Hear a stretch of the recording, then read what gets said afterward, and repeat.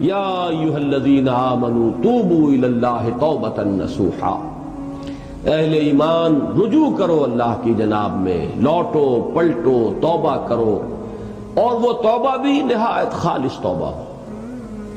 یہ توبہ حضرت علی رضی اللہ تعالیٰ عنہ نے ایک مرتبہ دیکھا ایک شخص کو، وہ گردان کر رہا ہے توبہ کی تیزی تیزی سے، فرمایا یہ تو توبۃ المکذبین ہے، جھٹلانے والوں کی توبہ ہے یہ۔ وہ گھبرایا، تو پھر آپ نے فرمایا توبہ وہ ہوتی ہے جس کے ساتھ وہ ساری کیفیات ہو، شدید ترین پشیمانی ہو کہ میں کیا کر بیٹھا ہوں، پھر یہ کہ آئندہ کے لیے عزم مصمم ہو کہ ہرگز دوبارہ یہ کام میں نہیں کروں گا، اور نہایت گڑ گڑا کر اللہ سے اس کی دعا جو ہے اس کی معافی طلب کی جائے۔ یہ قلب کی گہرائیوں سے جب تک یہ توبہ نہیں نکلے گی یہ توبہ نہیں ہے۔ تو توبۃ النصوح، یہ نصح کا لفظ جو آتا ہے عربی زبان میں، یہ ہے کسی شے کے خالص ہونے، کوئی اس میں ملاوٹ نہ ہو۔ توبۃ النصوح، یہ توبۃ النصوحہ، خالص توبہ کرو، دل کے ایک گہرائیوں سے توبہ کرو، اور صمیم قلب سے توبہ کرو، عزم مصمم کے ساتھ توبہ کرو کہ پروردگار جو خطا ہو گئی ہے بخش دے، آئندہ تیرے کسی حکم کے خلاف کوئی حرکت نہیں کروں گا، خاص طور پر وہ خطا جو معین ہے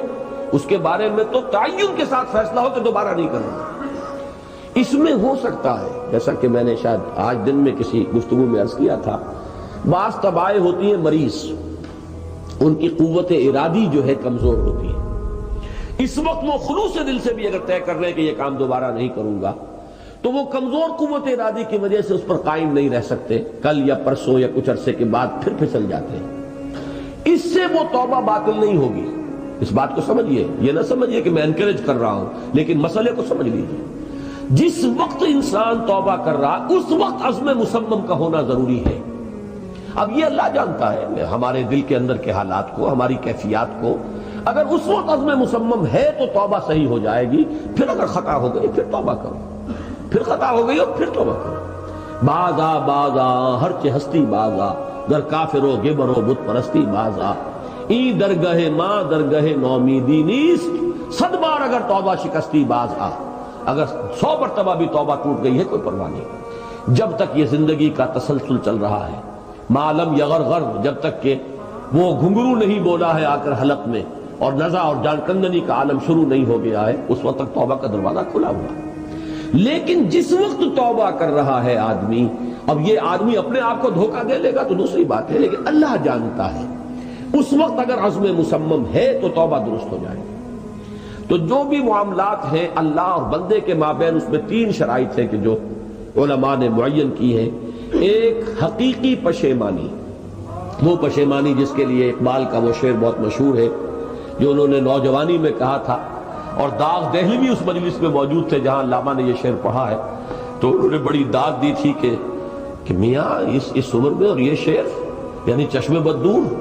وہ یہ داد کا بڑا ایک یعنی بلیغ انداز ہے۔ اور وہ شعر کیا تھا؟ موتی سمجھ کے شان کریمی نے چن لیے، قطرے جو تھے میرے عرق انفعال کے، شرمندگی کے احساس سے پیشانی کے اوپر اگر پسینہ آ گیا ہے، شرمندگی ہے اللہ میں یہ کیا کر بیٹھا، اللہ مجھ سے کیا ہو گیا، تو یہ شرمندگی سے اگر عرق آلود ہو گئی ہے پیشانی، تو اللہ کو یہ اتنی محبوب ہے کہ موتی سمجھ کے شان کریمی نے چن لیے، قطرے جو تھے میرے عرق انفعال کے۔ حدیث میں یہ مضمون آیا ہے، اللہ کو کتنی خوشی ہوتی ہے اپنے بندے کے توبہ سے۔ بائبل کی ایک سٹوری جو ہے دی پروڈیگل سن، وہ آپ کو یاد ہوگی کہ ایک شخص کے کئی بیٹے تھے، اکثر جو تھے سارے بڑے فرما بردار، بڑے عمدار، سعادت مند، کام کرنے والے، ایک تھا نٹکھٹ قسم کا شریر، وہ اپنی دولت بھی بٹوا کے لے گیا، اور پھر وہ بہت سال کے بعد آیا ہے تو سخت یعنی فقیری کے اور قلاشی کے عالم میں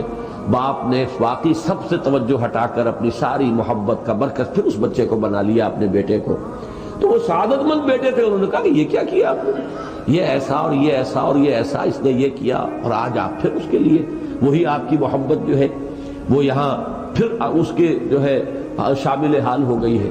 تو انہوں نے کہا کہ تم دیکھتے نہیں کہ اگر کوئی چرواہا ہو اور اس کی اگر 100 بھیڑیں اور بکریاں ہیں، تو اگر کوئی بھیڑیا کسی ایک بکری کو اٹھا کر لے جائے تو وہ 99 کو چھوڑ کر اس کے پیچھے بھاگتا ہے اس کو بچانے کے لیے۔ جو میرے ہیں وہ تو ہے ہی ہے، جو مجھ سے دور چلا گیا تھا وہ اگر لوٹ کر آیا ہے تو در حقیقت یہ ہے میری توجہ کا اور میری محبت کا سب سے زیادہ مستحق۔ یہی معاملہ اللہ کا. یہ در حقیقت ایک پیرابل ہے، ایک کہانی ہے جس میں اللہ کی وہ شفقت جو ہے اپنے گناہگار بندوں کے جو شامل حال ہوتی ہے جب وہ توبہ کرتے ہیں، جس کے لیے حدیث میں آخری بات بیان کر دی گئی کہ تصور دیا گیا ہے کہ ایک لق و دق سے راہ میں ایک شخص سفر کر رہا تھا، ایک ہی اونٹنی سواری کی، اسی پر اس کا راشن بھی تھا، پانی بھی تھا. تھوڑی دیر کے لیے وہ ایک درخت کے سائے میں بیٹھا سستانے کے لیے، دھوپ کی تمازت سے بچنے کے لیے، تو ذرا بیٹھا بیٹھا اونگ گیا. اب جو آنکھ کھلی تو دیکھا کہ اونٹنی غائب ہے، اس کا سفر کا ذریعہ وہی، پانی اسی پر، راشن اسی پر، گویا کہ کل زندگی کا ذریعہ جو ہے وہ اونٹنی تھی اس کی. لق و دق سے رہا ہے، کہاں جائے؟ کہیں پانی نہیں، کچھ کھانے کے لیے نہیں. دیوانہ وار دوڑتا ہے دائیں بائیں ادھر ادھر اونٹنی کو ڈھونڈنے کے لیے، کہیں سراغ نہیں ملتا. تو وہ اب موت کے انتظار میں درخت کے نیچے آ کے بیٹھتا ہے. مایوسی کی انتہا، موت کا انتظار کہ اچانک دیکھتا ہے کہ اونٹنی تو کھڑی ہوئی ہے. تو اب اس پر شادی مرگ کی کیفیت طاری ہوتی ہے. وہ کہنا تو یہ چاہتا تھا اللہ میں تیرا بندہ ہوں تو میرا رب ہے، کہہ یہ جاتا ہے کہ اللہ تو میرا بندہ میں تیرا رب. زبان لڑکھڑا گئی ہے اس خوشی کی شدت کی وجہ سے.